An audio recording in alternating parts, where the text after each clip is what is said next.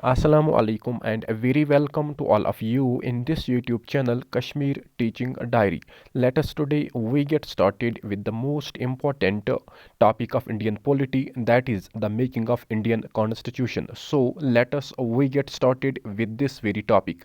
This very topic is most important from the exam point of view, most importantly for JKSSB and other competitive exams. So let us we get started.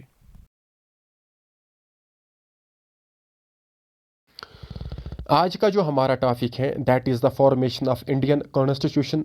ये जो topic है ये बहुत ही important topic है from the view point of the JKSSB, from the view point of the competitive exams. और जो भी अभी तक प्रीवियस ईयर क्वेश्चंस अभी तक आई हैं उन सभी क्वेश्चंस को हमने इसमें इनकॉर्पोरेट किया हुआ है। और मोस्ट इम्पॉर्टेंटली हम सभी उन पॉलिटिकल डेवलपमेंट्स को इस वाले वीडियो लेक्चर में पढ़ेंगे जो मेकिंग ऑफ इंडियन कॉन्स्टिट्यूशन में आते हैं या मेकिंग ऑफ इंडियन कॉन्स्टिट्यूशन से जो भी क्वेश्चंस अभी तक पूछे गए हैं हमने कोशिश की हुई है उन सभी को यहाँ पर इनकॉर्पोरेट करने की। आइए हम स्टार्ट करते हैं। ओरिजिनली हमें पता है कि जो इंडिया था, India was a colony of the Britain up to 1947, क्योंकि ये जो ब्रिटिशर्स यहाँ पर थे ये 1600 में यहाँ पर आए थी एज ट्रेडर्स आए थे। ये भी हमें पता है in the form of East India Company आई थी, क्योंकि इनको चार्टर ऑफ राइट्स मिला था from the Queen Elizabeth first से।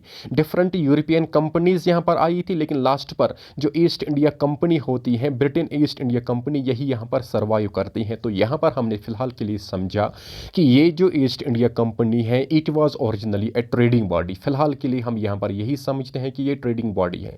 लेकिन एक पॉलिटिकल डेवलपमेंट हो जाती है जो एक अचीवमेंट थी इस ईस्ट इंडिया कंपनी के लिए, उसे हम बैटल ऑफ बक्सर के नाम से जानते हैं।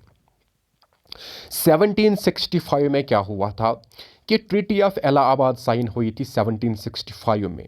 ये ट्रीटी ऑफ इलाहाबाद साइन क्यों हुई थी? क्योंकि जो मुगल एम्पीरियर शाह आलम सेकंड था और जो मीर कासिम था उनको डिफीट दी जाती है बैटल ऑफ बक्सर में 1764 में। और उसके बाद जो कंपनी होती है east India company led by Robert Clive, वो जुर्माने के तौर पर ट्रीटी ऑफ इलाहाबाद में बंगाल, बिहार और उड़ीसा की 3 टेरिटरीज से रेवेन्यू कलेक्ट करने का राइट गेन करते हैं। इसका मतलब ये हुआ कि इनको यहाँ पर दीवानी राइट्स दिए जाते हैं बंगाल, बिहार एंड उड़ीसा से। तो इस तरह से कंपनी का कैरियर स्टार्ट हो जाता है एज ए टेरिटोरियल पावर। तो कंपनी अपना टेरिटोरियल एक्सपेंशन स्टार्ट करता है ट्रीटी ऑफ इलाहाबाद के जरिए। ट्रीटी ऑफ इलाहाबाद क्यों साइन हो जाती है? क्योंकि इससे पहले बैटल ऑफ बक्सर हुई थी 1764 में। उस बैटल ऑफ बक्सर के जरिए जो combined armies of Mir Qasim थे इंक्लूडिंग शाह आलम सेकंड, उनको डिफीट दी जाती है। और फाइनली यहाँ पर टेरिटोरियल एक्सपेंशन या टेरिटोरियल कैरियर, पॉलिटिकल पावर या पॉलिटिकल एक्सपेंशन स्टार्ट करने का जो पावर है वो कंपनी के पास आ जाता है। अब यहाँ पर जब कंपनी का as a territorial power start हुआ तो इसका मतलब ये भी हुआ कि यहाँ पर जो रूल चलेगा, कैरियर जो टेरिटोरियल पावर होगा, ये ईस्ट इंडिया कंपनी के ज़रिए ही रन किया जाएगा। उसके बाद 1858 में एक एक्ट पास किया जाता है जिस एक्ट के ज़रिए जो ईस्ट इंडिया कंपनी का रूल होता है उसको डिसकंटिन्यू किया जाता है और जो ब्रिटिश क्राउन होता है वो डायरेक्ट रेस्पॉन्सिबिलिटी लेता है इंडिया को नाउ ऑन गवर्न करने की। तो इस तरह से ब्रिटिश क्राउन का जो रूल है वो कंटिन्यू रहता है फ्रॉम 1858 टिल 15 ऑफ अगस्त 1947, जब तक India under the colonial power था।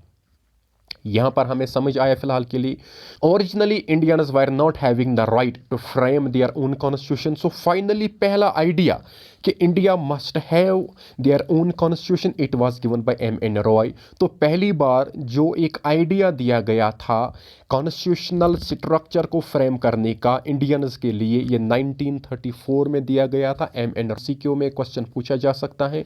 और उसके बाद दूसरी डेवलपमेंट 1935 में जो Indian National Congress, it was the representative body of Indians, इसने ऑफिशियली डिमांड की कि कॉन्स्टिट्यूएंट असेंबली को यहाँ पर हमने इलेक्ट करना है ताकि हम एक कॉन्स्टिट्यूशन फ्रेम कर सके इंडिया के लिए। दूसरी development, first in 1934 M.N.. Roy ने आइडिया दिया कि इंडिया के पास अपनी कॉन्स्टिट्यूशन होनी चाहिए।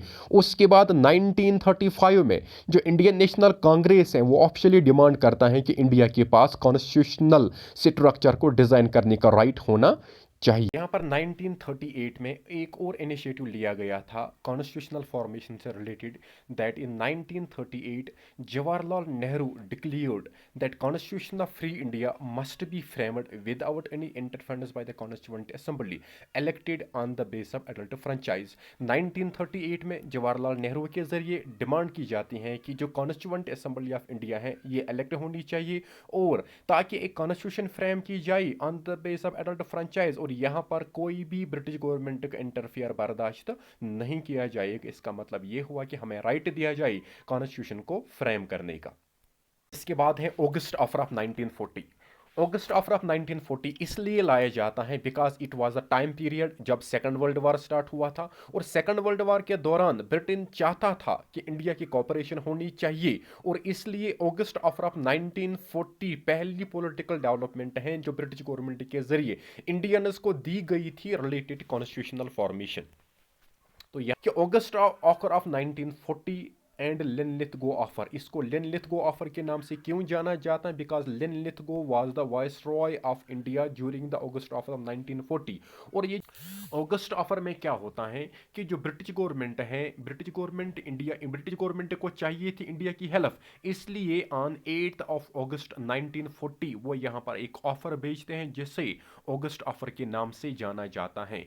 ऑगस्ट ऑफर में क्या कहता है कि ब्रिटिश गवर्नमेंट चाहते हैं कि इंडिया की कोऑपरेशन होनी चाहिए during the world war second, और दिया क्या जाएगा इन रिटर्न डोमिनियन स्टेटस जो है वो गोल है ब्रिटिश गवर्नमेंट का, और हम चाहते हैं कि एक कॉन्स्टिट्यूएंट असेंबली इंडिया में इलेक्ट होनी चाहिए, लेकिन इलेक्ट करने का राइट आपको देते हैं कब?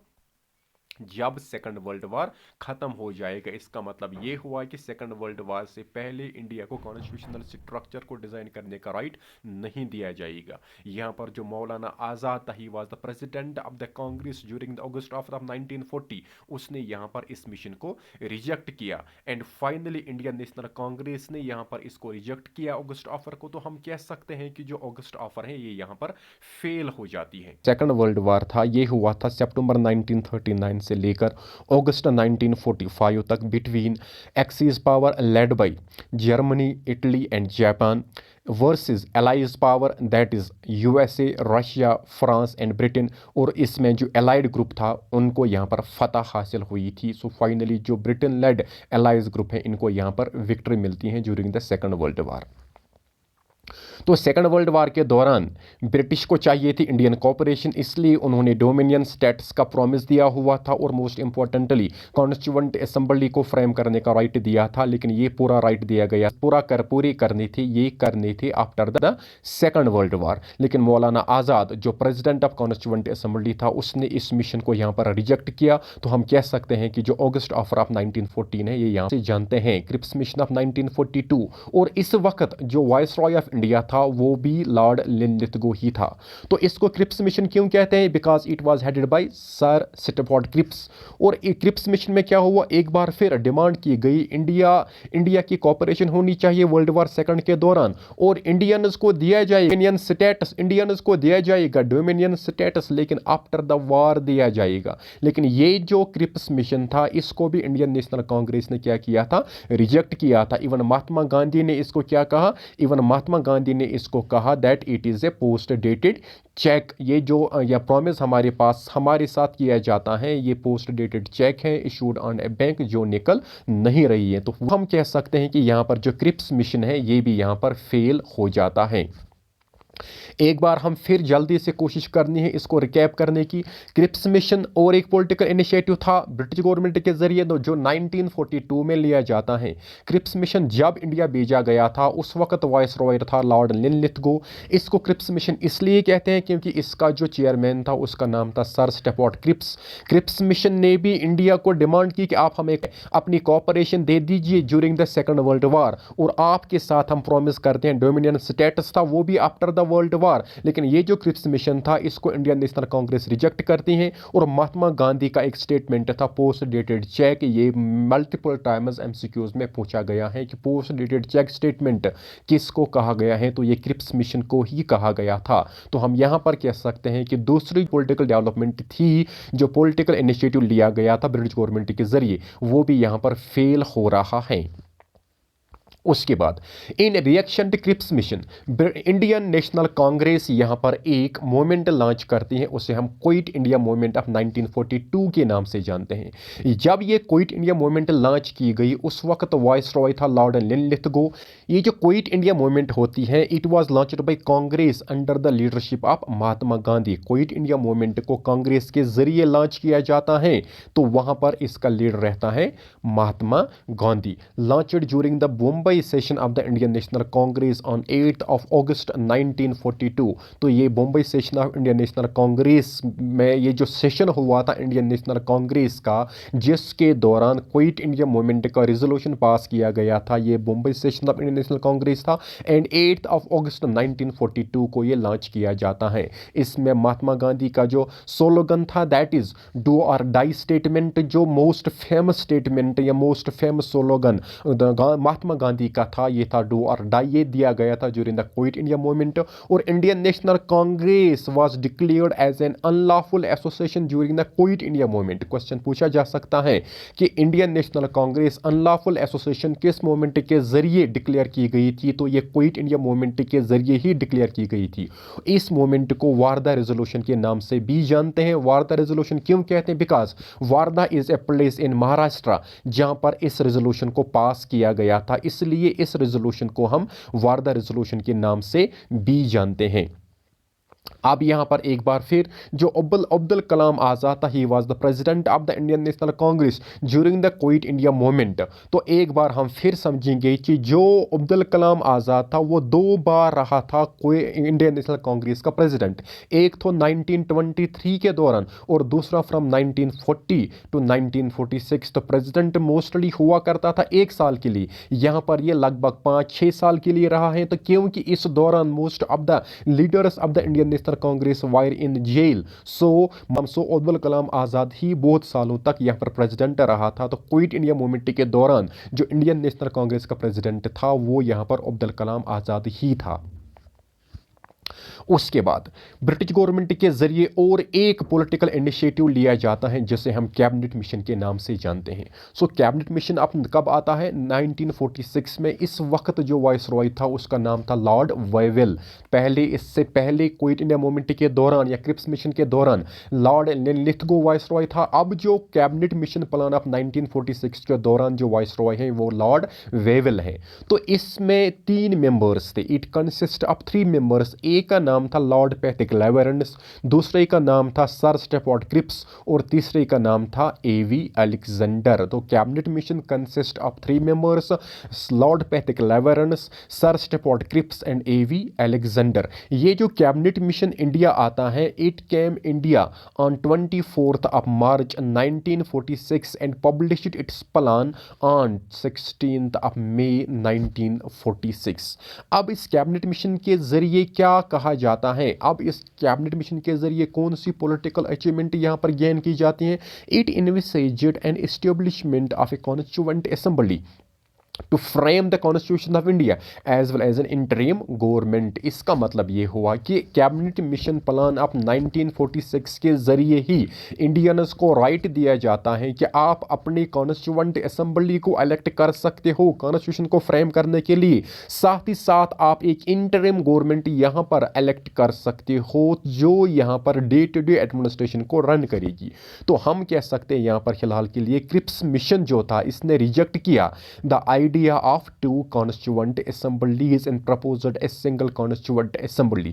इससे पहले 1940 में आया था 2 नेशन थ्योरी जिसे हम पाकिस्तान रेजोल्यूशन के नाम से भी जानते हैं।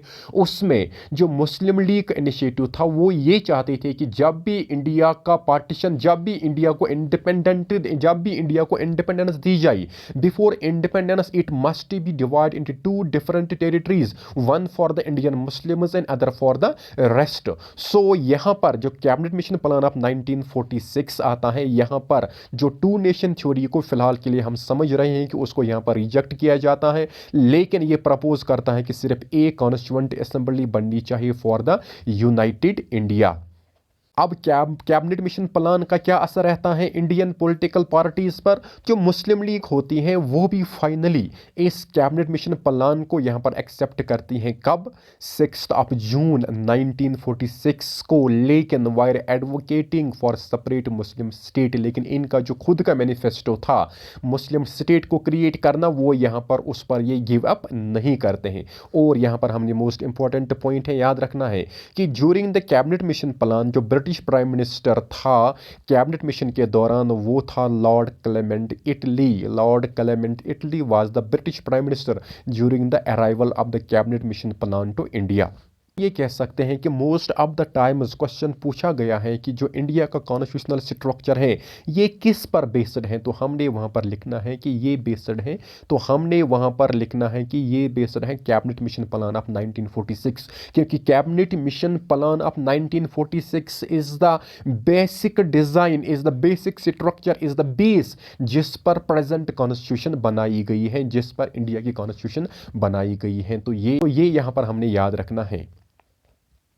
इसके बाद अब जब कैबिनेट मिशन प्लान के जरिए राइट दिया गया कॉन्स्टिट्यूशन को फ्रेम करने का, कॉन्स्टिट्यूएंट असेंबली को इलेक्ट करने का, तो कैबिनेट मिशन प्लान के जरिए ही सिटरंग दी जाती है कि कॉन्स्टिट्यूएंट असेंबली जो है इसकी सिटरंग क्या रहेगी।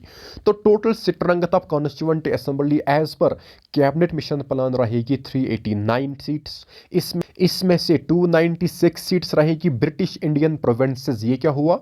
वो टेरिटरीज जो under the complete control of the British government थे उनको कहा जाता था ब्रिटिश इंडियन टेरिटरीज। उनको 296 सीट्स रखी गई और 93 सीट्स रखी गई इंडियन प्रोविंशियल स्टेट्स के लिए। इसका मतलब ये था कि जहां पर किंग रूल था वहां पर 93 सीट्स रखी गई और जो territories under the complete control of the British थे वहां पर 296 सीट्स रखी गई। यहां पर कहा जाता है कि रफली मीन्स अगर हम वोटर्स को शुमार करेंगे तो कितने वोटर्स एक कॉन्स्टिट्यूएंसी या एक सीट के लिए रखे गए, तो रफली 1 seat was allotted every million population. 10 lakh voters, 10 lakh की पॉपुलेशन के लिए एक सीट रखी गई थी। तो अब यहां पर था सेपरेट इलेक्टोरेट सिस्टम, जो representatives of each community were elected by members of that community bye indirect election. जो रिप्रेजेंटेटिव्स हर एक कम्युनिटी के थे, मुस्लिम्स के थे, जनरल के थे, सिख्स के थे, बाकी रिप्रेजेंटेटिव्स थे, उनको अपनी कम्युनिटी के जरिए डायरेक्ट इलेक्शन के जरिए नहीं, इनडायरेक्ट इलेक्शन के जरिए इलेक्ट किया जाता था। The representatives of the provincial states were nominated by the heads of the provincial states. लेकिन इसके बरअक्स जो रिप्रेजेंटेटिव्स ऑफ प्रोविंशियल स्टेट्स थे उनका इलेक्शन नहीं होता था, उनको नॉमिनेशन के जरिए यहां पर इलेक्ट किया जाता था। कॉन्स्टिट्यूएंट असेंबली वाज दस partly elected and partly nominated body. तो हम यहाँ पर कह सकते हैं कि जो कॉन्स्टिट्यूएंट असेंबली थी ये पार्टली इलेक्टेड भी थी और पार्टली नॉमिनेटेड थी। इसमें एक ग्रुप वो था जो इनडायरेक्टली इलेक्ट किया जाता था 296 सीट्स, और इसमें एक ग्रुप वो भी था जो नॉमिनेटेड था, दैट मीन्स 93 सीट्स। अब यहां पर है कंपोजिशन ऑफ कॉन्स्टिट्यूएंट असेंबली। किन किन कम्युनिटीज के दरमियान इन 296 सीट्स को यहां पर डिवाइड किया गया था। Out of 296 seats allotted to British Indian provinces, general के लिए यहां पर रखी गई थी 210 सीट्स, मुस्लिम्स के लिए यहां पर रखी गई थी 78 सीट्स, सिख्स के लिए यहां पर रखी गई थी 4 सीट्स, और 4 सीट्स यहाँ पर रखी गई थी 4 चीफ कमिश्नर स्टेट्स के लिए और 1 फॉर ईच। इसका मतलब है एक चीफ कमिश्नर स्टेट के लिए एक सीट। वो चीफ कमिश्नर स्टेट जो 4 स्टेट्स थी वो थी, एक दिल्ली, एक थी अजमेर मीरवारा, और एक थी क्रोग, और एक थी ब्रिटिश बलूचिस्तान। 1, 2, 3 और 4, these were the 4 chief commissioner states, और इन 4 चीफ कमिश्नर स्टेट्स के लिए 4 सीट्स यहाँ पर रखी गई थी। अब यहाँ पर इलेक्शन करने थे, तो इलेक्शन लेकिन होता है, elections were conducted in July, elections were conducted in July August 1946 for 296 seats only allotted to British Indian provinces. Election यहाँ पर होना था 389 सीट्स के लिए, क्योंकि 93 सीट्स थी इंडियन प्रोविंशियल स्टेट्स के लिए एंड 296 सीट्स किन के लिए थी, ब्रिटिश इंडियन प्रोविंसेस के लिए। लेकिन यहाँ पर इलेक्शन सिर्फ किन के लिए होता है, 296 सीट्स जो under the complete control of the British territories थी, उनके लिए ही यहाँ पर इलेक्शन हुए। क्यों? क्योंकि जो प्रोविंशियल स्टेट्स थी they stayed away from the working of the constituent assembly, उन्होंने इलेक्शन में पार्टिसिपेट नहीं किया क्योंकि वो ऑलरेडी इंडिपेंडेंट थे, वो नहीं चाहते थे कि हम पर फर्दर डोमिनेशन हो। और इंडियन जब इलेक्शन रिजल्ट आ जाता है, इंडियन नेशनल कांग्रेस जो largest political party of India उस वक्त थी 208 सीट्स गेन करती हैं, और जो मुस्लिम लीग दूसरी पार्टी यहाँ पर थी ये 73 सीट्स गेन करती हैं, और बाकी जो रिमेनिंग इंडिपेंडेंट अदर कैंडिडेट्स होते हैं उनको यहाँ पर 15 सीट्स गेन हो जाती हैं। यहाँ पर हमने एक बार फिर समझना है कि इलेक्शन सिर्फ 296 सीट्स के लिए होता है, क्योंकि जो बाकी 93 सीट्स हैं वो यहाँ पर वैकेंट रह जाती हैं, क्योंकि जो प्रोविंशियल स्टेट्स हैं वो इलेक्शन में टेक पार्ट नहीं करते हैं। तो जब इलेक्शन रिजल्ट आता है इसमें से 208 सीट्स कांग्रेस को गेन हो जाती हैं और 73 सीट्स मुस्लिम लीग को गेन हो जाती हैं, और बाकी जो 15 सीट्स हैं वो बाकी इंडिपेंडेंट कैंडिडेट्स को यहां पर गेन हो जाती हैं। तो यहां पर हमें पता चलता है कि कांग्रेस को यहां पर विक्ट्री गेन हो जाती है। तो most important question, most important point यहां पर हमने याद रखना है कि constituent assembly at that time included all important personalities of India but with the exception of Mahatma Gandhi and Ali Mohammad Jinnah. उस वक्त जितनी भी इंपॉर्टेंट पर्सनालिटीज इंडिया में थी उन सभी पर्सनालिटीज ने कॉन्स्टिट्यूएंट असेंबली के इलेक्शन में पार्टिसिपेट किया, लेकिन महात्मा गांधी एंड अली मोहम्मद जिन्ना जो मोस्ट इंपॉर्टेंट पर्सनालिटीज थे इन्होंने कॉन्स्टिट्यूएंट असेंबली के इलेक्शन में पार्टिसिपेट नहीं किया। ये भी हमने यहां पर मोस्ट इंपॉर्टेंट पॉइंट से याद रखने हैं। अब वर्किंग है, दैट मीन्स वर्क क्या था इनको कॉन्स्टिट्यूशन फ्रेम करने का। अब ये अपना काम स्टार्ट करते हैं। जो first session of constituent assembly है 9 दिसंबर 1946 को कंडक्ट किया जाता है, लेकिन ये यहां पर अटेंड किया जाता है ओनली बाय 211 मेंबर्स। जो 211 मेंबर्स होते हैं वही यहां पर कॉन्स्टिट्यूएंट असेंबली का पहला सेशन अटेंड करते हैं, जबकि करने चाहिए थे 296 मेंबर्स। क्यों इतने ही? क्योंकि मुस्लिम लीग जो होती हैं they boycotted the first session of the constituent assembly and insisted on a separate state of Pakistan. So finally the first session of constituent assembly was only attended by 211 members and the first session was held on 9th December 1946। अब first session के दौरान क्या होता है? During the first session of constituent assembly जो doctor Sachin Anand Sinha होता है ये first temporary president of constituent assembly यहाँ पर अपॉइंट किया जाता है। It was a French practice that the senior most member of the assembly must be appointed as the president on the very first day. So यही practice India में भी follow की गई। तो डॉक्टर सचिन आनंद सिन्हा है इसी को ही first temporary president of constituent assembly यहाँ पर अपॉइंट किया जाता है। उसके बाद सेकंड मीट कॉन्स्टिट्यूएंट असेंबली की होती है 11 दिसंबर 1946 को, और उसके बाद जो डॉक्टर राजेंद्र प्रसाद होता है इसको इलेक्ट किया जाता है president of the constituent assembly, और जो एच.सी. मुखर्जी होता है और टी.टी. कृष्णामाचारी होता है इनको इलेक्ट किया जाता है as the two vice presidents of the constituent assembly. यहाँ पर हमने क्या से याद रखना है कि during the second session held on 11 December 1946 doctor Rajendra Prasad को इलेक्ट किया जाता है permanent president of the constituent assembly, और H C. Mukherjee and T T. Krishnamachari दो और मेंबर्स हैं इनको यहाँ वाइस प्रेसिडेंट कॉन्स्टिट्यूएंट असेंबली के अपॉइंट किया जाता है। और यहाँ पर मोस्ट इंपॉर्टेंट पॉइंट है जो सर बी.एन. राव है इसको अपॉइंट किया जाता है adviser of the constituent assembly. Sir बी.एन. राव अपॉइंट किया जाता है adviser of the constituent assembly. अब यहाँ पर और एक पॉलिटिकल इनिशिएटिव है, दैट इज ऑब्जेक्ट रेजोल्यूशन।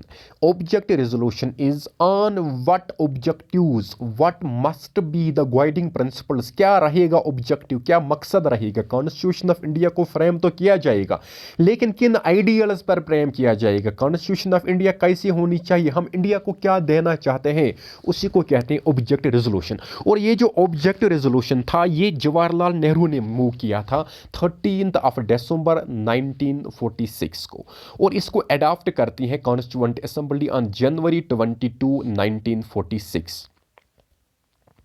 अब जो ये ऑब्जेक्ट रेजोल्यूशन है, आज की डेट में इंडिया में ये मौजूद है। आज हमारे पास जो प्रियम्बल है, प्रेजेंट प्रियम्बल ऑफ कॉन्स्टिट्यूशन जो हमारे पास है, वही ओरिजिनल ऑब्जेक्ट रेजोल्यूशन है। दैट मीन्स कि ऑब्जेक्ट रेजोल्यूशन का जो थीम है वो हमें आज मिलता है प्रियम्बल की शक्ल में। तो क्वेश्चन पूछा जा सकता है कि ऑब्जेक्ट रेजोल्यूशन किस शक्ल में आज हमारे पास मौजूद है, तो हम कह सकते हैं कि ऑब्जेक्ट रेजोल्यूशन का जो मॉडिफाइड वर्जन है वो प्रियम्बल की शक्ल में प्रेजेंट कॉन्स्टिट्यूशन में हमारे पास मौजूद है। यहाँ पर एक और पॉइंट हमने याद रखना है कि US constitution is the first constitution in the world to begin their constitution with a preamble. कि यूएस कॉन्स्टिट्यूशन गोरनिच कॉन्स्टिट्यूशन वर्ल्डस मज यमो पन्निस कॉन्स्टिट्यूशनस मज गोरनित प्रियम्बल स्टार्ट कोर, एंड उसके बाद बाकी कंट्रीज ने ये वाली प्रैक्टिस फॉलो की। और इंडिया का जो प्रियम्बल है, इंडिया का भी जो ये पैटर्न है कि हमने भी अपनी कॉन्स्टिट्यूशन से पहले प्रियम्बल लगाया हुआ है, ये भी हमने ये मेथड और ये पैटर्न जो हमने बारो किया है यूएस कॉन्स्टिट्यूशन से बारो किया है। और मोस्ट इंपॉर्टेंट है, प्रियम्बल से ही रिलेटेड है। ए पालखीवीला एक इमिनेंट कॉन्स्टिट्यूशनल एक्सपर्ट है, इसने प्रियम्बल को क्या कहा, इसने प्रियम्बल को कहा that preamble is an identity card of the constitution. कि युस प्रियम्बल आइडेंटिटी कार्ड कॉन्स्टिट्यूशन तिकाज कि प्रियम्बल ही एक प्रीफेस है, ये एक चेहरा है, ये एक इंट्रोडक्शन है, जिसको पढ़ने के बाद हम ये एक्सपेक्ट कर सकते हैं कि जो हम कॉन्स्टिट्यूशन पढ़ने जा रहे हैं ये क्या होगा, इसमें क्या ऑब्जेक्टिव्स, ये इनमें क्या प्रिंसिपल्स होगी। तो जो प्रियम्बल ऑफ इंडियन कॉन्स्टिट्यूशन है, it has been amended only once by 42nd Amendment Act of 1976 to add the three words socialist, secular and integrity। कि इंडिया का जो प्रियम्बल है ये एक बार अमेंड किया गया है। ये जो अमेंडमेंट हुआ था 42nd अमेंडमेंट एक्ट ऑफ 1976 के जरिए हुआ, और इस अमेंडमेंट के जरिए तीन वर्ड्स ऐड किए गए, सोशलिस्ट, सेक्युलर और इंटेग्रिटी। ये जो तीन वर्ड्स ऐड किए गए ये 42nd अमेंडमेंट एक्ट ऑफ 1976 के जरिए ऐड किए गए प्रियम्बल में, और ये जो अमेंडमेंट था ये वैलिड माना गया था। और 42nd अमेंडमेंट एक्ट ऑफ 1976 को मिनी कॉन्स्टिट्यूशन के नाम से भी जाना जाता है, क्योंकि बहुत सारे कॉन्स्टिट्यूशनल प्रोविजंस में 42nd अमेंडमेंट एक्ट के जरिए चेंज लाई गई थी। और मोस्ट इंपॉर्टेंट ये जो अमेंडमेंट प्रोसीजर इंडिया का है, या जो अमेंडमेंट जो इनिशिएटिव लिया जाता है पार्लियामेंट में, ये अमेंडमेंट प्रोसीजर हमारे पास है ये जो अमेंडमेंट प्रोसीजर हमारे पास है आर्टिकल 368 डील करता है अमेंडमेंट प्रोसीजर के साथ। तो यहाँ पर हमने क्या समझा, एन हे पालखीविला इसने प्रियम्बल को क्या कहा है, identity card of the constitution. और इंडिया का जो प्रियम्बल है एक बार अमेंड हुआ है 42nd के जरिए 1976 में, सोशलिस्ट, सेक्युलर, इंटेग्रिटी तीन वर्ड्स ऐड किए गए। और ये जो 42nd वाला अमेंडमेंट है इसको मिनी कॉन्स्टिट्यूशन के नाम से भी जानते हैं। क्योंकि कॉन्स्टिट्यूशन की बहुत सारी प्रोविजंस में इस अमेंडमेंट के जरिए चेंज लाई गई। और जो ये अमेंडमेंट प्रोसीजर है ये हमें आर्टिकल 368 में देखने को मिलता है। आगे ले जाते हुए हम पहुंच रहे हैं यहाँ पर changes by the Indian independence act of 1947। यहाँ पर ये वाला टॉपिक ऐड क्यों किया गया है इंडियन पॉलिटी में, क्योंकि हमें ओरिजिनली पता है कि जब कॉन्स्टिट्यूएंट असेंबली के इलेक्शन होनी थी तो 93 सीट्स रखी गई थी प्रोविंशियल स्टेट्स के लिए। उन्होंने वहाँ पर बाइकआउट किया था क्योंकि वो अपनी इंडिपेंडेंस को खोना नहीं चाहते थे, वो अपनी सुप्रीमेसी को यहाँ पर छोड़ना नहीं चाहते थे, वो अपनी डोमिनेंस को छोड़ना नहीं चाहते। लेकिन उसके बाद इंडिपेंडेंस एक्ट ऑफ 1947 के जरिए पहले तीन ऑप्शंस दिए जाते हैं इंडिया, पाकिस्तान और इंडिपेंडेंट। उसके बाद दो ऑप्शन माउंटबेटन प्लान ऑफ 1947 के जरिए रखे जाते हैं, जिसमें से कहा जाता है परमानेंट स्टेटस के that can they have the freedom to join either Indian dominion और द पाकिस्तान। तो उसके बाद इस इंडिपेंडेंस एक्ट ऑफ 1947 को पास करने के बाद जो रिप्रेजेंटेटिव्स बहुत सारी परमानेंट स्टेट्स थे जिन्होंने पहले अलग रहे थे कॉन्स्टिट्यूएंट असेंबली से, वो फाइनली कॉन्स्टिट्यूएंट असेंबली में एंटर हो जाते हैं। जब वक्त था 28 अप्रैल 1947, 6 परमानेंट स्टेट्स, मोस्ट इंपॉर्टेंटली इसमें बड़ौदा था, जयपुर था, बीकानेर था, पटियाला था, रीवा था, उदयपुर था, ये कॉन्स्टिट्यूएंट असेंबली के हिस्से बने थे। लेकिन ओरिजिनली इन्होंने कॉन्स्टिट्यूएंट असेंबली के इलेक्शन में पार्टिसिपेट नहीं किया था। जो इंडिपेंडेंस एक्ट ऑफ 1947 है, इस इंडिपेंडेंस एक्ट ऑफ 1947 के जरिए जो इंडिया है इसको पार्टीशन किया गया और पाकिस्तान एक सेपरेट कंट्री यहां पर डिक्लेयर की गई 14 अगस्त 1947 को। तो यहां पर अब जो सिटरंगत हमने फिक्स की हुई थी कैबिनेट मिशन के हिसाब से, ओरिजिनली 389 सिटरंगत रखी गई थी, वो सिटरंगत यहां पर अब कम हो जाएगी। तो कहा जाता है कि द मुस्लिम लीग मेंबर्स जो है ये withdrew from the constituent assembly, इन्होंने जो 73 सीट्स गेन की थी आउट ऑफ 296 सीट्स, अब उन 296 में यहाँ पर कमी देखने को मिलेगी। तो ओरिजिनली जो सिटरंगत ऑफ कॉन्स्टिट्यूएंट असेंबली थी ये यूनाइटेड इंडिया के लिए 389 रखी गई थी, लेकिन ये यहाँ पर कम होती जा रही है और 299 होती जा रही है जब पाकिस्तान अलग हो जाता है। तो सिटरंगत ऑफ इंडियन ब्रिटिश प्रोविंसेस के लिए ओरिजिनली 296 था और ये कम होकर, क्योंकि पार्टीशन होता है, कुछ वो टेरिटरीज जो ब्रिटिश के कंट्रोल में थी पाकिस्तान के साथ मर्ज हो जाती हैं, तो सिटरंग 296 से लेकर 229 हो जाता है। तो सिटरंगता परमानेंट स्टेटस जो पहले 93 रखी गई थी वो 70 हो जाती है। तो ब्रिटिश इंडिया जो उस वक्त था it consist of 11 governor provinces, इनमें 11 गवर्नर प्रोविंसेस थी और इन 11 गवर्नर प्रोविंसेस के लिए 292 सीट्स थी। यहाँ पर था Madras, Bombay, UP that is United Province, Bihar, central province, Orissa, Punjab, north west frontier province, Sindh, Bengal and Assam. ये जो 11 टेरिटरीज थी ये ओरिजिनली ब्रिटिश इंडियन टेरिटरीज कहलाती थी। एक बार हम फिर समझने की कोशिश करेंगे कि जो ओरिजिनली जब इंडिपेंडेंस एक्ट ऑफ 1947 पास किया जाता है, इसके जरिए एक तो पाकिस्तान को क्रिएट किया जाता है और एक तो परमानेंटली स्टेट्स को दो ऑप्शन दिए जाते हैं, या तो आप इंडिया ज्वाइन कर सकते हो या तो आप पाकिस्तान ज्वाइन कर सकते हो, और जो इंडिपेंडेंट रहने का ऑप्शन था वो यहाँ पर एक्सक्लूड किया जाता है। उसके बाद 28 अप्रैल 1947 को क्या होता है कि 6 परमानेंटली स्टेट्स जो ये हैं ये टेक पार्ट करते हैं कॉन्स्टिट्यूएंट असेंबली ऑफ इंडिया में। तो मुस्लिम लीग मेंबर्स की सिटरंगत कम हो जाती है। ओरिजिनली कॉन्स्टिट्यूएंट असेंबली की सिटरंगत रखी गई थी 389, ये कम होकर 299 हो जाती हैं, और जो ब्रिटिश इंडियन टेरिटरीज थी उनकी सिटरंगत थी 296, ये कम होकर 229 रह जाती है, और जो परमानेंटली स्टेट्स की सिटरंगत थी ये 93 थी और ये कम होकर 70 रह जाती है। इस तरह से हम ये समझेंगे जो ओरिजिनली ब्रिटिश इंडियन टेरिटरीज थी वो 11 गवर्नर प्रोविंसेस के नाम से भी जाने जाते थे, उनके लिए 292 सीट्स थी, एक्चुअली थी 296 सीट्स, लेकिन 4 सीट्स थी 4 चीफ कमिश्नर प्रोविंस स्टेट्स के लिए।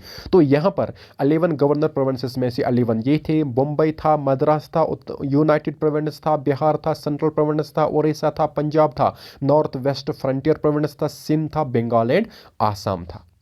यहाँ पर 4 चीफ मिनिस्टर स्टेट्स भी थी, इसमें थी दिल्ली थी, अजमेर, मीरवाड़ा, क्रोग एंड ब्रिटिश बलूचिस्तान, इनके लिए 4 सीट्स रखी गई थी, ये कहलाती थी 296 सीट्स। लेकिन अब जो कॉन्स्टिट्यूएंट ऑफ इंडिया जो है इसकी सिटरंगत अब रहेगी 299 सिटरंगत, क्योंकि ओरिजिनली फिक्स हुई थी 389। अब पाकिस्तान अलग हो जाता है, जो 299 सिटरंगत होती हैं, बाकी जो सीट्स हैं वो पाकिस्तान के साथ चली जाती हैं। अब जो कॉन्स्टिट्यूएंट असेंबली है ये यहाँ पर सिर्फ कॉन्स्टिट्यूशनल फ्रेमवर्क के लिए ही नहीं रखी गई। अब जो असेंबली है it became a legislative body too. इसका मतलब है कि 2 फंक्शंस यहाँ पर दिए गए कॉन्स्टिट्यूएंट असेंबली को, that is 1 making of law, 1 making of constitution को बनाने का राइट, दूसरा 2nd is enacting ordinary laws for the country, दूसरा ये कि यहाँ पर इनको बनाने थे ordinary laws, that means general laws के जरिए डे टू डे एडमिनिस्ट्रेशन को चलाया जाए। इसका मतलब है कि इंडिपेंडेंस एक्ट ऑफ 1947 के ज़रिए और एक चेंज लाई गई। जो कॉन्स्टिट्यूएंट असेंबली हमने इलेक्ट की थी कॉन्स्टिट्यूशन को फ्रेम करने के लिए, उसको हम यहाँ पर दो टास्क देते हैं। एक टास्क कि आप कॉन्स्टिट्यूशन बनाइए, फ्रेम करिए, दूसरा ये कि आप डे टू डे एडमिनिस्ट्रेशन के लिए भी लॉ बनाइए जिसके ज़रिए इंडिया को गवर्न किया जाएगा। तो हम ये कह सकते हैं कि जो कॉन्स्टिट्यूएंट असेंबली है ये बनता है with the course of time parliament of free India. एक इंपॉर्टेंट यहाँ पर डेवलपमेंट है। तो अब जब भी कॉन्स्टिट्यूएंट असेंबली ये मीट करती थी तो इसका हमने पढ़ा अभी कि इसका प्रेसिडेंट कौन था, डॉक्टर राजेंद्र प्रसाद। लेकिन जब ये legislative body as a meet करती थी तो इसका जो स्पीकर होता था वो जीवी मौलानकर होता था। इसका मतलब ये हुआ कि जब ये कॉन्स्टिट्यूशन को फ्रेम करने के लिए ही सेशन कंडक्ट करती थी तो it was chaired by doctor Rajendra Prasad, because Rajendra Prasad was the president of the constituent assembly. और अब जब ये लेजिस्लेटिव बॉडी बनाई गई, इसका मतलब हुआ पार्लियामेंट बनाया गया, तो उस वक्त इसको चेयर करता था जीवी मौलानकर। ये जीवी मौलानकर कौन है? ऑन 17 नवंबर 1947 ये जो जीवी मौलानकर है he became the first speaker of India. यहाँ पर एमसीक्यू की शक्ल में पूछा जा सकता है कि पहला स्पीकर कौन है और कब है। 17 नवंबर 1947 को जीवी मौलानकर पहला स्पीकर बनता है इंडिया का। सो फाइनली यहाँ पर हमने क्या पढ़ना है कि जो प्रोविंशियल पार्लियामेंट है ये ख़त्म हो जाता है 17 अप्रैल 1952 को। इसका मतलब ये हुआ कि हमारे पास पहला इलेक्टेड पार्लियामेंट जो है वो मई 1952 को आ जाता है, जिसके बाद कंटिन्यूसली हमारी पीरियडिकल इलेक्शंस हो जाते हैं और हमारा जो पार्लियामेंट है वो इलेक्ट होकर आता है। प्रोविंशियल पार्लियामेंट मीन्स जो हमारा प्रोविजनल पार्लियामेंट जो हमारा है वो यहाँ पर ख़त्म हो जाता है 17 अप्रैल 1952 को, क्योंकि फर्स्ट इलेक्टेड पार्लियामेंट जो हमारा है वो 1952 से हम इलेक्ट रेगुलरली कर रहे हैं। फाइनली जो कॉन्स्टिट्यूशन ऑफ इंडिया है इसको यहाँ पर इनेक्ट किया जाता है 26 नवंबर 1949 and out of 299 members 284 members were actually present on that very day and signed the constitution of India. तो कॉन्स्टिट्यूशन ऑफ इंडिया जो है ये इफेक्ट में आती है 26 जनवरी 1950। 26 जनवरी 1950 क्यों? क्योंकि ये जो 26 जनवरी है ये एक ऑप्शनल इनेक्टमेंट डेट था, क्योंकि इस दिन एक रेजोल्यूशन पूर्ण स्वराज रेजोल्यूशन पास किया गया था during the Indian National Congress session held in 1929। एक बार हम फिर कोशिश करेंगे समझने की कि जो कॉन्स्टिट्यूशन ऑफ इंडिया है वो 26 जनवरी 1950 को इफेक्ट में आ जाता है। यहाँ पर क्वेश्चन अराइज होता है कि 26 जनवरी ही क्यों इफेक्ट दिया गया? क्योंकि ये जो 26 जनवरी था इसको ये एक ऑप्शनल एनेक्टमेंट था, क्योंकि हमने एक रेजोल्यूशन पास किया था during the Indian National Congress session of 1929 जो लाहौर में हुआ था। इस दौरान हमने पूर्ण स्वराज रेजोल्यूशन पास किया था। पूर्ण स्वराज रेजोल्यूशन का मतलब होता है complete independence as the objective of the Congress. और उसके बाद इंडियन नेशनल कांग्रेस ने 26 जनवरी 1930 को पहला इंडिपेंडेंस डे सेलिब्रेट किया था। उसी दिन की हिस्टोरिकल इंपॉर्टेंस को नज़र में रखते हुए 26 जनवरी 1950 को ही कॉन्स्टिट्यूशन इन्फोर्स की जाती है। तो जब 26 जनवरी 1950 कॉन्स्टिट्यूशन को इन्फोर्स किया जाता है उस वक्त इसमें 395 आर्टिकल्स थे, 22 पार्ट्स थे एंड 8 शेड्यूल्स थे। लेकिन सिंस इट्स इन्फोर्समेंट जो कॉन्स्टिट्यूशन ऑफ इंडिया है it had underwent A continuous change. और प्रेजेंटली इंडियन कॉन्स्टिट्यूशन में 448 आर्टिकल्स हैं और 25 पार्ट्स हैं एंड 12 शेड्यूल्स हैं। फर्दर मोर इंडियन कॉन्स्टिट्यूशन में इन आर्टिकल्स की जो सिटरंगत हैं वो इंक्रीज हुई हैं बिकॉज 104 अमेंडमेंट्स इनिशिएट किए गई हैं सिंस 1950 जब से कॉन्स्टिट्यूशन ऑफ इंडिया इन्फोर्स की गई है। इसका मतलब हुआ कि हमारी जो कॉन्स्टिट्यूशन है ये कंटिन्यूअस चेंज होती जा रही। कॉन्स्टिट्यूशन ऑफ इंडिया ने 104 अमेंडमेंट्स विटनेस किए हैं। 26 नवंबर जो है ये हर साल इंडिया में कॉन्स्टिट्यूशन डे के नाम से मनाया जाता है या नेशनल लॉ के नाम से मनाया जाता है, क्योंकि इस दिन इंडिया को कॉन्स्टिट्यूशन तैयार हुआ था। 26 जनवरी जो है हर साल रिपब्लिक डे के नाम से मनाया जाता है। यहाँ पर जो लास्ट अमेंडमेंट एक्ट पास हुआ है 104th अमेंडमेंट एक्ट, इसके ज़रिए कौन सी डेवलपमेंट हुई थी कॉन्स्टिट्यूशन में वो हम यहाँ समझने की कोशिश करेंगे। 2104 amendment act the practice of nominating two members to Anglo Indian community by president was abolished. पहले क्या होता था कि जो हमारा लोकसभा होता था वहाँ पर इलेक्टेड होते थे 543 मेंबर्स और 2 नॉमिनेटेड होते थे from the Anglo Indian community. उन 2 नॉमिनेटेड मेंबर्स को प्रेसिडेंट नॉमिनेट करता था। इस प्रेसिडेंशियल नॉमिनेशन को यहाँ पर ख़त्म किया गया। इसका मतलब ये हुआ कि अब लोकसभा में एंग्लो इंडियन कम्युनिटी की 2 मेंबर्स की नॉमिनेशन यहाँ पर रोक दी गई, एबॉलिश की गई। फर्दर मोर जो रिजर्वेशन हुआ करती थी एससीज के लिए, एसटीज के लिए लोकसभा में या स्टेट लेजिस्लेटिव असेंबलीज में, उसको एक्सटेंड किया गया 10 सालों के लिए, दैट इज अप टू 2030। ये एक्सपायर हो रहा था 2020 में। इसको कंटिन्यूसली सिंस 1950 एक्सटेंड किया गया 10-10 साल के लिए फर्दर। ओरिजिनली क्या था कि ये जो रिजर्वेशन का सिस्टम था इसको 1960 में ख़त्म होना था, लेकिन स्टिल इसको कंटिन्यूसली किया गया 10-10 सालों के लिए। तो अब जो पॉलिटिकल पार्टीज है अपने वोट बैंक के लिए इसको एक्सटेंड करते रहते हैं। तो प्रेजेंट पोजीशन ये थी कि जो ये रिजर्वेशन का सिस्टम था ये 2020 में ख़त्म हो रहा था। ये 2020 में ख़त्म हुआ था, लेकिन इस सिस्टम को आगे ले जाते हुए यहाँ पर जो एंग्लो इंडियन कम्युनिटी की रिप्रेजेंटेशन है उनको यहाँ पर ख़त्म किया गया। उनकी नॉमिनेशन प्रेसिडेंट के जरिए होती थी, उसको ख़त्म किया गया। और जो Lok Sabha and state legislative assemblies के लिए जो एससी एंड एसटीज की नॉमिनेशन की रिजर्वेशन है उसको यहाँ पर 10 सालों के लिए बढ़ाया गया, दैट इज अप टू 2030। यही हमारा 104th कॉन्स्टिट्यूशनल अमेंडमेंट है जो लास्ट अमेंडमेंट कॉन्स्टिट्यूशन में किया गया। अब डिफरेंट कमिटीज कॉन्स्टिट्यूशन में अपॉइंट की गई डिफरेंट टास्क्स के लिए। इन सभी कमिटीज में मोस्ट इंपॉर्टेंट कमिटी है, उसका नाम है ड्राफ्टिंग कमिटी। तो ये ड्राफ्टिंग कमिटी हम समझने की कोशिश करते हैं कि drafting committee was interested to make draft of the constitution. Draft prepare करना इस कॉन्स्टिट्यूशन के लिए ये मेन ऑब्जेक्टिव था इस ड्राफ्टिंग कमेटी का। और ये कॉन्स्टिट्यूट हुई थी 29 अगस्त 1947 को इसको कॉन्स्टिट्यूट किया गया था और इसमें टोटल 7 मेंबर्स थे। इसका जो चेयरमैन था वो डॉक्टर बी आर अम्बेडकर जो था, he was the chairman of the drafting committee. N Gopala Swami Ayyangar जो था, he was a member of the drafting committee. Alladi Krishna Swami Ayyar जो था, he was the member of the drafting committee. और इसी तरह से डॉक्टर के एम मुंशी भी था एक मेंबर। सैयद मोहम्मद सादुल्ला ये भी एक मेंबर था। एन मदहावा राव जो था ये मेंबर था, लेकिन ओरिजिनली यहाँ पर मेंबर था बी एल मेटर। लेकिन ये जो बी एल मेटर था इसने due to ill health resign दिया था from the membership of the drafting committee. और लास्ट पर है टी कृष्णमाचारी। टी कृष्णमाचारी भी ओरिजिनल मेंबर नहीं था, यहाँ पर था डी पी कैतान। ये जो डी पी कैतान था ये भी यहाँ पर इसकी यहाँ पर डेथ हो जाती है 1948 में। तो ये हमने समझा कि these wire the members of the drafting committee. अब द ड्राफ्टिंग कमेटी क्या काम करती है वो हम आगे समझ रहे हैं। अब ड्राफ्टिंग कमेटी क्या करती है?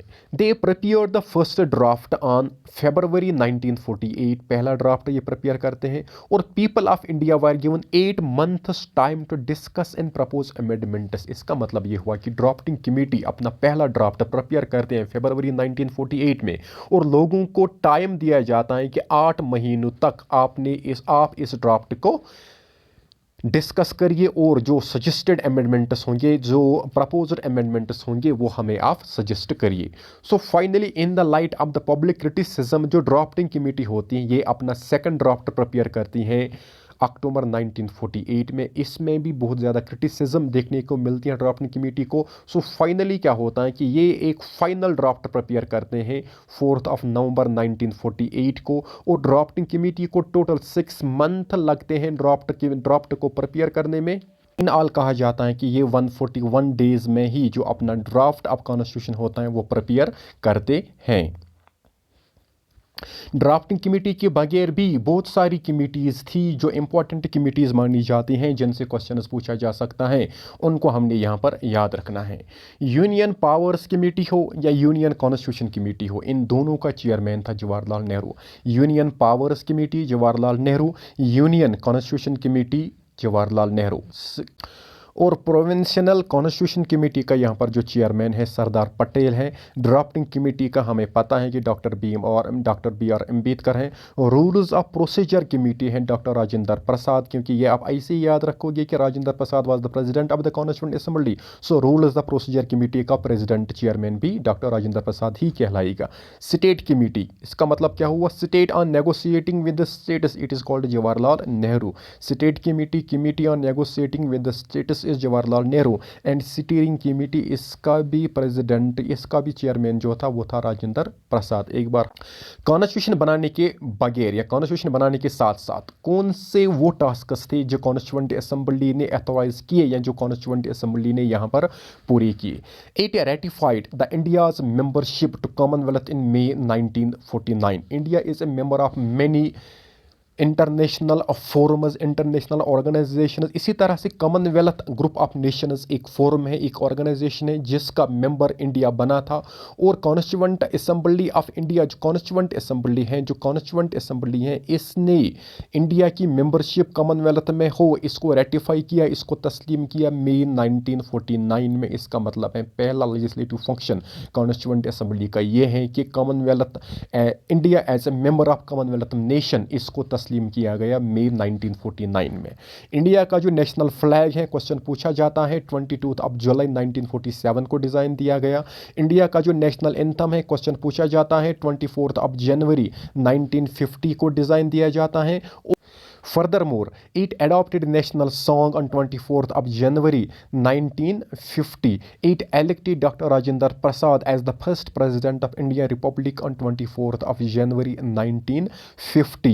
In all कहा जाता है कि जो कॉन्स्टिट्यूएंट असेंबली है इसने 11 सेशंस कंडक्ट करे। तो कॉन्स्टिट्यूएंट असेंबली में कितने सेशंस हुए हैं? 11 sessions over 2 years, 11 months and 18 days। Constituent assembly में टोटल 11 सेशंस हेल्ड किए गए over 2 years, 11 months and 18 days। इसका मतलब ये भी हुआ कि कॉन्स्टिट्यूशनल स्ट्रक्चर को फ्रेम करने में, इसका मतलब ये भी हुआ कि कॉन्स्टिट्यूशनल स्ट्रक्चर को फ्रेम करने में 2 साल 11 महीने और 18 दिन का टाइम दरकार लगा। फाइनल सेशन जो कॉन्स्टिट्यूएंट असेंबली का था वो 24 जनवरी 1950 को हुआ। इन ऑल कहा जाता है कि 114 मीटिंग्स कंडक्ट की गई, जिसके बाद कॉन्स्टिट्यूएंट असेंबली के जरिए कॉन्स्टिट्यूशन को प्रिपेयर किया गया। कॉन्स्टिट्यूशन ऑफ इंडिया को बहुत ज़्यादा क्रिटिसिज्म भी फेस करना पड़ा। मोस्ट इंपॉर्टेंटली ये कहा गया constitution is not a sovereign body. ये किसी हद तक सही है कि कॉन्स्टिट्यूशन जो इंडिया ने यहाँ पर क्रिएट की ये ब्रिटिश पार्लियामेंट के परमिशन से क्रिएट की गई। इसका मतलब ये हुआ कि ब्रिटिश पार्लियामेंट के जरिए अगर हमें परमिशन, इंडिया को परमिशन नहीं मिलती तो कॉन्स्टिट्यूशन ऑफ इंडिया फ्रेम नहीं हो पाती। नॉट ए रिप्रेजेंटेटिव बॉडी, अभी हमने समझा कि यहाँ पर इनडायरेक्ट इलेक्शन हुआ था, डायरेक्ट इलेक्शन नहीं हुआ था, और लिमिटेड फ्रेंचाइज था। Franchise was limited on the base of tax and on the base of property. Time consuming था, इसका मतलब था कि यहाँ पर हमें 2 years, 11 months and 18 days लगते हैं, लेकिन बहुत सारी कंट्रीज को इससे कम टाइम लगा। मोस्ट इंपॉर्टेंटली यूएसए की एग्जांपल दी गई है कि उनको 4 महीने ही लगते हैं कॉन्स्टिट्यूशन को डिज़ाइन करने की। डोमिनेटेड बाय कांग्रेस, ये भी वैलिड पॉइंट है। ग्रैनवेल ऑस्टिन जो है ये कहता है कि कांग्रेस जो कॉन्स्टिट्यूएंट असेंबली है it was dominated mostly by the Congress. Dominated by Hindus, ये भी वैलिड आर्गूमेंट है। लॉर्ड विस्कॉम्ट कहता है कि dominated by Hindus. Lord Viscount कहता है कि it is dominated by Hindus. Constituent assembly represented only one major community in India, ये भी वैलिड आर्गूमेंट है। ये कहता है विंस्टन चर्चिल। और constituent assembly a body of Hindus, Simon की ये क्रिटिसिज्म है, ये आइडियोलॉजी है कि जो कॉन्स्टिट्यूएंट असेंबली है इसमें हिंदूज की ज़्यादा रिप्रेजेंटेशन थी। तो these are the valid arguments जो कॉन्स्टिट्यूएंट असेंबली को क्रिटिसिज्म के तौर पर मिले। तो उसके बाद कुछ इंपॉर्टेंट पॉइंट्स हैं जो हमने याद रखने चाहिए। जो secretary of the constituent assembly है इसका नाम है N Gopalaswami Ayyangar. He was also the secretary of the constituent assembly. Symbol of constituent assembly it was elephant. Draftsman of constituent assembly जो था इसका नाम था एस.एन. मुखर्जी। और architect of the Indian constitution जो है ये डॉक्टर बी.आर. अम्बेडकर को कहते हैं।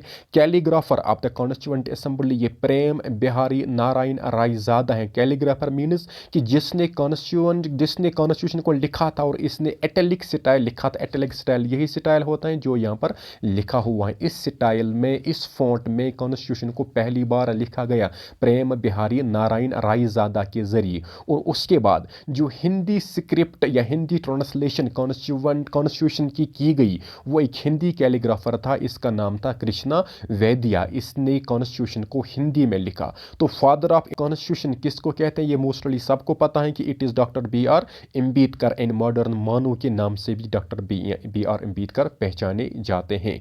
तो आज के वीडियो लेक्चर में हमने समझा कि जो कॉन्स्टिट्यूशन की फॉर्मेशन है ये किस तरह से होती है और कौन से वो डेवलपमेंट्स हो जाती हैं जिसके बाद ही इंडिया को कॉन्स्टिट्यूशन फ्रेम करने का राइट दिया जाता है। हमने कोशिश की है कि इस वाले लेक्चर में हमने उन सभी पॉइंट्स को यहाँ पर इनकॉर्पोरेट किया हुआ है जिन पॉइंट्स से क्वेश्चंस अभी तक पूछे गए हैं या क्वेश्चंस पूछे जा सकते हैं। आज के लिए बस इतना ही। आज हमने समझा कि इंडिया का जो कॉन्स्टिट्यूशनल स्ट्रक्चर था इसको किस तरह से डिज़ाइन दिया गया। दूसरे सेशन में हम मोस्ट इंपॉर्टेंट MCQs जो प्रीवियस ईयर क्वेश्चंस की बेसिस पर होगा वो उसका सेशन हम कंडक्ट करते हैं। So till then stay blessed. अल्लाह हाफिज़।